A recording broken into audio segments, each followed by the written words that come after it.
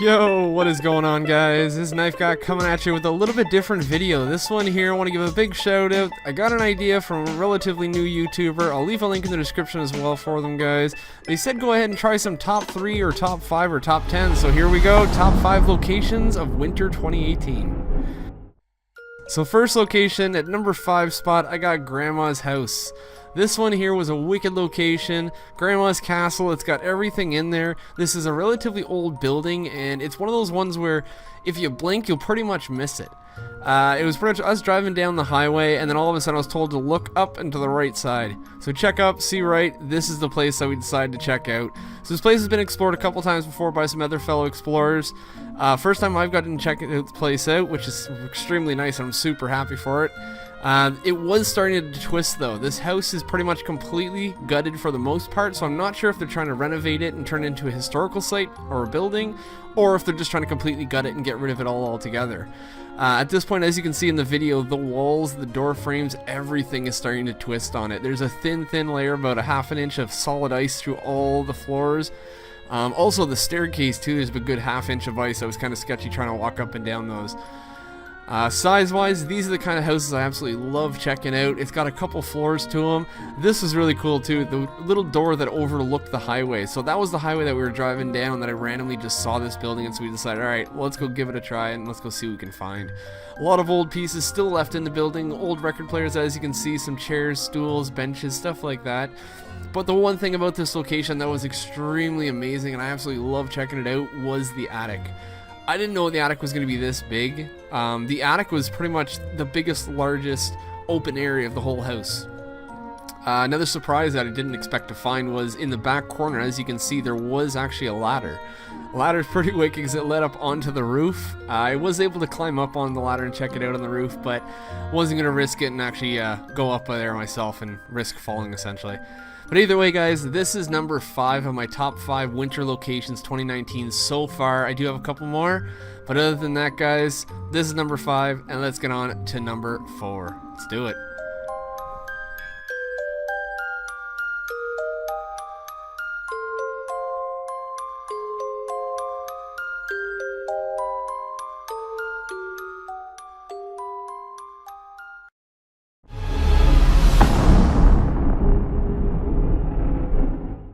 Coming in at number 4, guys, we have the 1960s military man's house. So this house is actually way out. It's nowhere near Ottawa. It's probably a good 4.5, 5 hour drive, give or take, if you're just cruising. But this is an old building that I did find with Google Maps.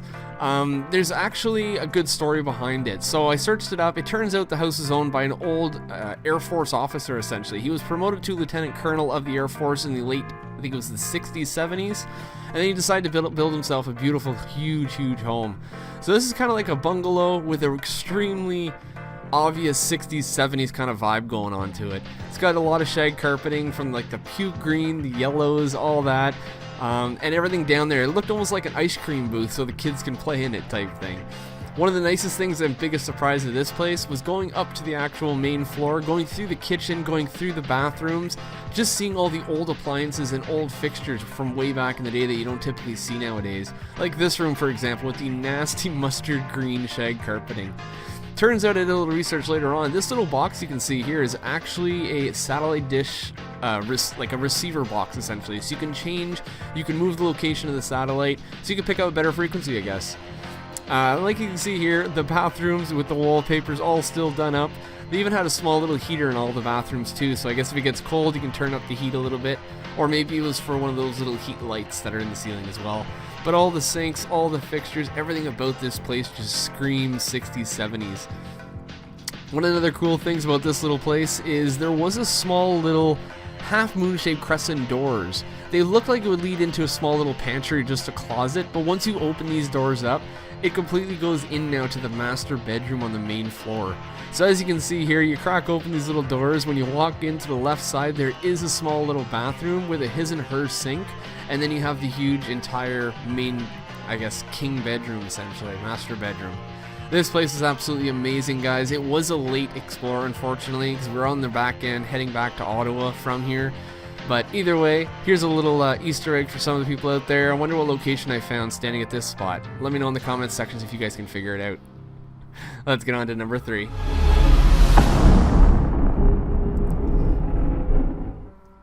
Alright guys, so for number 3 we have the Lonely Giant. The Lonely Giant was one of the locations that I was extremely excited. I've had on my mind for about 2-3 months to go and check it out.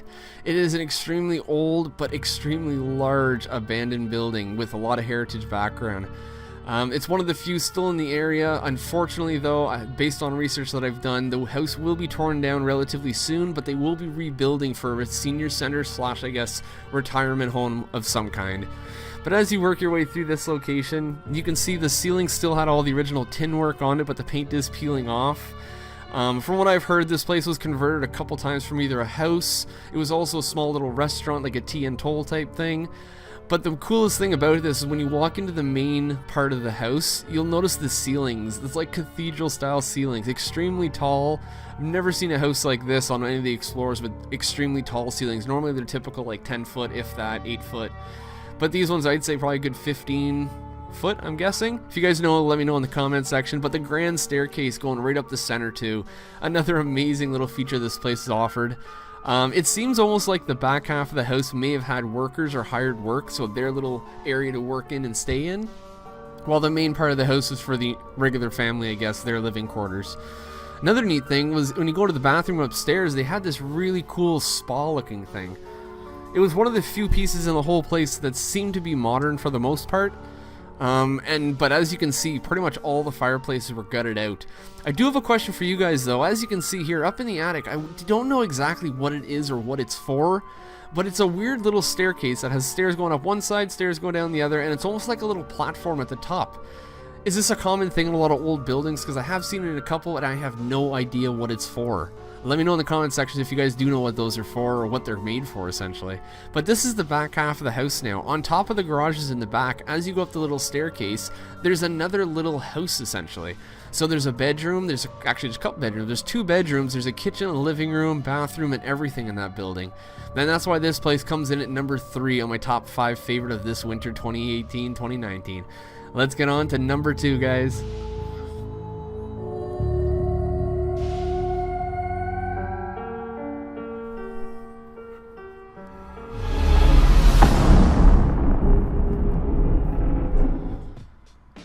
Alright, so now we got number 2. Number 2, this one is a pretty easy guess for me, just for the fact this was absolutely ridiculous. I have never experienced something like this, the New Year's party house.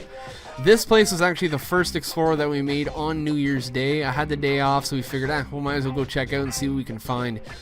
Went out to this location. The house I've driven past before, but the whole area is just extremely sketchy. There's a neighbor who sits out in his front porch, and I don't know, he just eyes everybody that comes by, but he is always outside.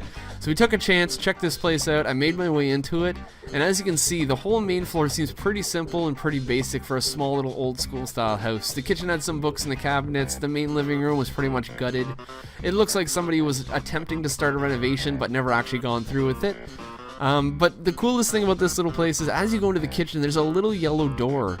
You would never think it's a door, you'd assume it's just another pantry or something like that. But as you open it up, you can climb up these little staircase all the way to the 2nd floor now. And when you get to the 2nd floor, you'll notice there's a small little hatch door that you can actually close the flooring off, so it completely blocks everything out essentially. So it's almost like having a little secret staircase or a secret room upstairs. This is where I noticed one thing. When I was coming upstairs, there was definitely a weird smell. Came into this room, and as you guys know, this is where we found the New Year's porn party, fetish party thing, or whatever the hell you want to call it. Absolutely ridiculous. I did have to blur out, though, the magazines that were down there. I didn't want to touch anything, really. Turns out, what was it? I think the condoms were for like 2014 or something, the dates on them. I'll leave a link, of course, to all these videos down in the description, guys. If you do want to check them out, watch them yourself, share them with your friends. But yeah, a lot of this stuff, this is definitely, I'd say, probably the weirdest, creepiest Explorer that I've ever seen. Just for the fact that when I first got into the building too, I thought I was hearing people outside, and when I was upstairs, I thought I was hearing people. So I wasn't sure if they were returning for their stuff or not. But this place definitely creeped me out. There was like a weird ski mask in a, what do they call them? The fanny packs? Or the satchels? The weird thing with fanny pack or satchels is like a ski mask and then also a set of gloves. So I don't know what the hell that was all about, but they had playing cards, they had clothing, they had pretty much everything just all sitting there. So this is why this place comes in at number 2 of best top locations.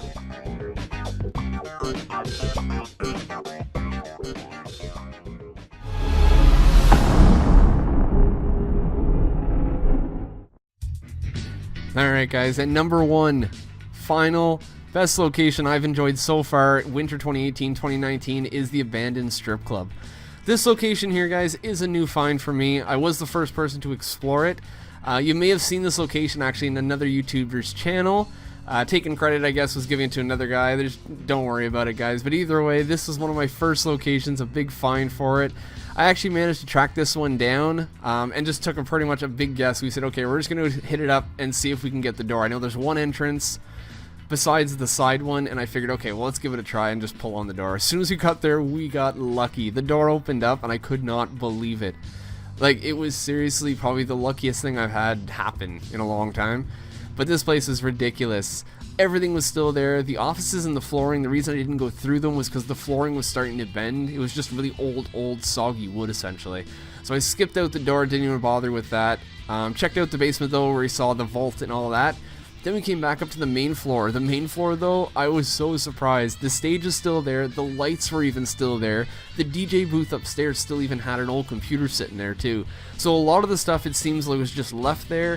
They moved out, and they haven't used the place at all. They even had the old ticker lights above it. They had pretty much everything kicking around. All the tables, all the chairs. This is a location, actually, that I went to once in my life. It was for a buddy's birthday party, I think it was. But it was years and years ago. I'm surprised the place is still standing. And as I'm walking through this part of the location, right near the stage, I can feel the floor starting to sink and to get soft between or below my feet. So that's one thing I know that will be dropping down fairly soon. But like I said, huge find. I can't believe we actually made our way into it. And then I guess another YouTuber saw it, told another bigger YouTuber, and then they claimed as the finder type thing for it. But hey, that's all good. This location was ridiculous. They left everything there. It was pretty much all the chairs, even in the private dance room. The chairs were still kicking around. All the booths were there. The bathrooms were even clean, surprisingly. But this room, the smell of the strip club itself was pretty nasty, just for the fact that you can smell old perfume and old like lotions and just everything. It was really, really gross, but it was an extremely cool experience. From what I heard too, there is still power going to the building. I didn't bother trying to play with any of the switches because a lot of times if people try to play with the switches, it might do a short because there might be faulty wiring, and that's how a lot of times these abandoned places burn down. So that's one thing I'll never get caught for doing, is I do not play with any of the power electrical switches for them. Just a safety thing all around. But either way, guys, I hope you enjoyed the top 5 locations of winter 2018-2019. Let me know in the comments section if you guys want me to do another one of these later on. Maybe with just the top 5 all-time locations that I've enjoyed. Let me know what you guys think of the top 5 list down below in the comment section.